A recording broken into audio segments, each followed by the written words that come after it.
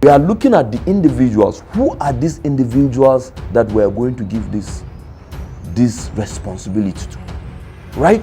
And it is the level of these individuals that will determine how much they deploy these resources to use. So we are saying to the NSA, to President Bola Ahmed Tinubu, to Nuhu Rubadu, the NSA, and also the Minister of Environment, that let us take our time to select Nigerians with character and integrity.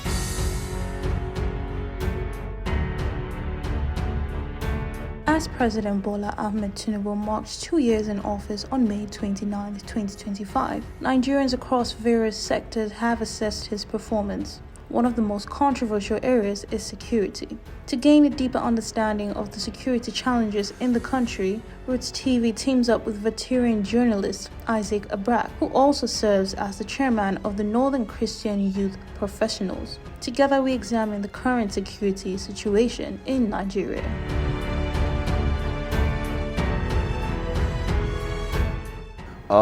Given my background as a hostile environment journalist who has covered the Nigerian security situation, particularly the insurgency, in the last, say, 16 years from the front lines across the regions, northwest, northeast, and even in the southeast, south, you would have to give Bola Ahmed Tinubu a pass mark.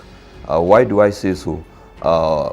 We except for quite very recent, we've not had bombs going off in our cities, whether in Abuja or in Maiduguri or in the city of Kaduna, as of when almost every Sunday, every market days, Monday market days in Maiduguri, hear bombs going off.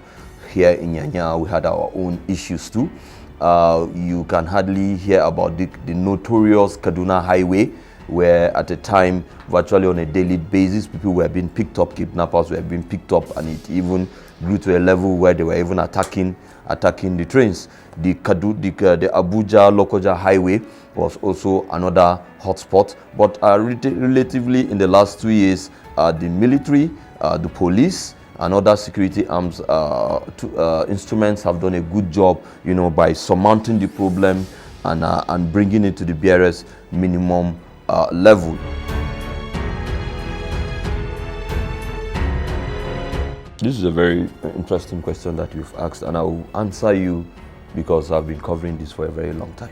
I think what is happening is that Nigeria for a very long time has depended too much or have overstretched our military.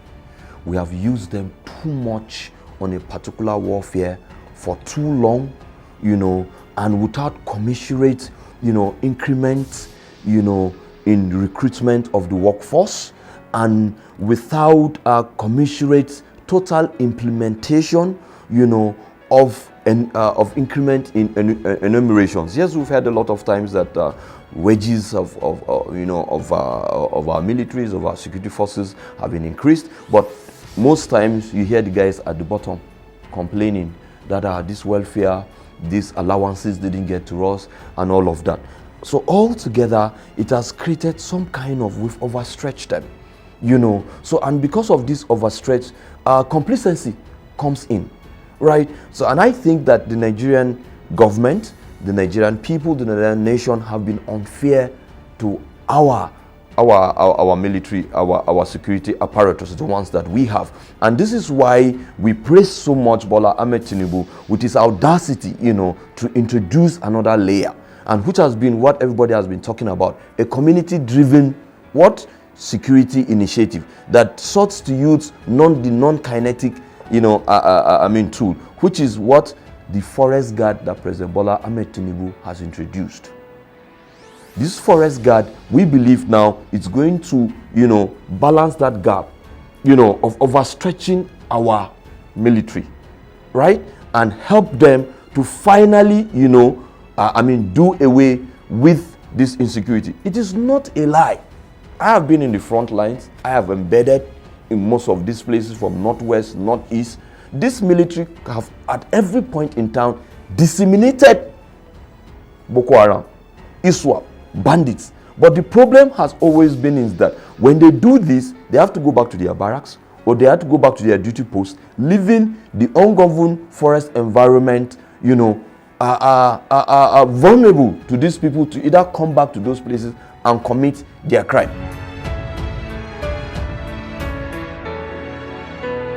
You know, you have to remember the role that Nigeria plays in the world, on the world stage.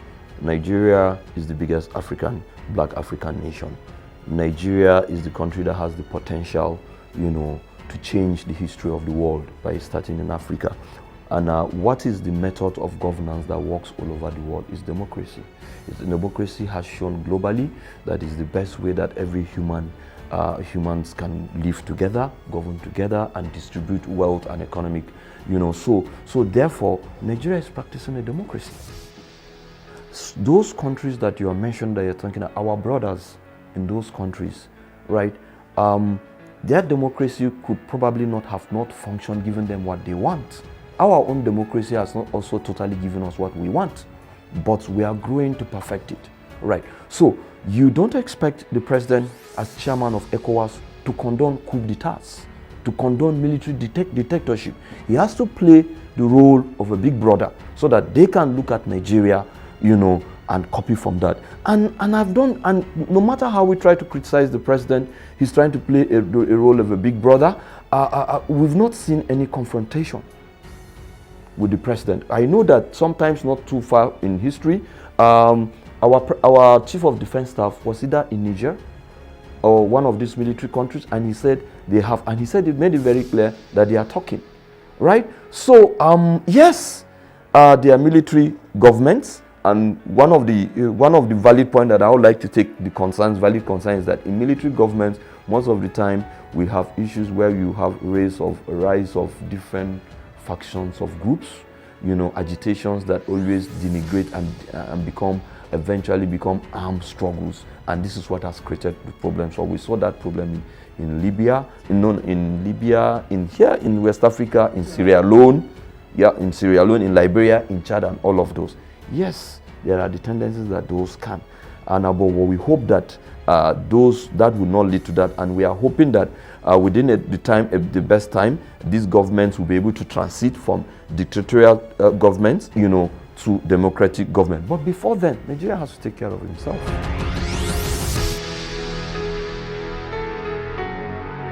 The establishment of the forest guard, and this is what my group, the Northern Christian Youth Professionals, have been saying, you should not be in a rush. We saw the statement of the special advisor on communication, that is Sunday Diary, and the statement announcing the approval for the establishment of the forest guard, that the establishment was going to be soon. So we are kind of saying we hope that soon is not a soon in a hurry, right? We hope that soon is a soon of we'll do it within a commensurate time, within the appropriate time, but not to be in a hurry. So the forest guard should not be established in a hurry. We are hoping that we're hoping that the recruitment process, as you have said, the recruitment process is the main cardinal point that is going to make the difference. Who are the individuals that we are going to recruit? First, not even the ARC that is going to establish it. That is the rules of engagement, the rules that are going to determine how these guys are function. Not even the rules, not even the AK-47, not even the RPG or whatever is going, the sophisticated weapon, not even the drones that are going to be given to them. We are looking at the individuals. Who are these individuals that we are going to give this responsibility to, right?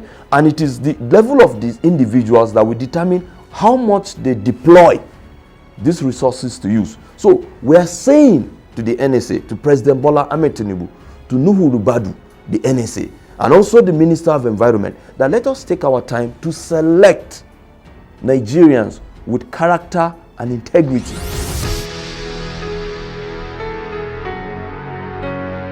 To be honest, the amnesty in Nigeria has not really worked. Who has been granted amnesty in Nigeria and has worked? The ones that the previous government did in Zamfara and Katsina, they came back to boomerang. And this is what the hunters are telling us, the genuine hunters who were in the forest fighting, and when these people were recruited, and when these people were, granted amnesty, some of them were forced into the vigilantes of some of these states in the northwest, also in the northeast. This is what we are dealing with. We had a recent meeting with some hunters, and these are things that they are telling us clearly, that if the government is going to form this forest guard, let me divert a bit and come back to forest guard, because why I'm being emphatic about forest guard is very likely, is potentially going to be the last thing that Nigeria is going to do to bring the insurgents to their knees. They know it. The insurgents know it, that their end has come, as long as we get the forest guard right. So, the amnesty has not been very successful. And this is why sometimes when we want to go back to the issues about Obasanjo calling for their total annihilation, the former governor of Kaduna State saying that we should drop bombs on them. Sometimes if you look at those approaches, they are valid. But of course, we need to look at the UN Charter on genocide. You know, when you do those kind of things, you'll be soon. Nigeria will be taken to court, or that president or that leader will be taken to court, you know, for committing a genocide. But the amnesty given these people has largely not worked. So what the solution that I would think that would work now is also using their own people now, which comes down to the forest guard. The truth is that there are not everybody that is in the hands of or dwells or works with the insurgents that joined there willingly or was totally radicalized. There are some that are forced to join this insurgency, whether it is banditry. There are some that are forced. There are some that they just come to your village and they say we are occupying Guzape, for instance. So everybody in Guzape must collaborate with the insurgents. So no matter what they do, they try to. So there is a class of people that we can look at when we want to do amnesty. We look at them, we profile them. Are these people, are they the ones that were radicalized? Do they have it in their head? Because it's very difficult to get to, to grant amnesty and radicalize a certain class of people. So I'm thinking that those class of people will look at our laws, we look at our international laws, looking at it that can we deport them back to where they are coming from? And if they keep coming there, can we execute them?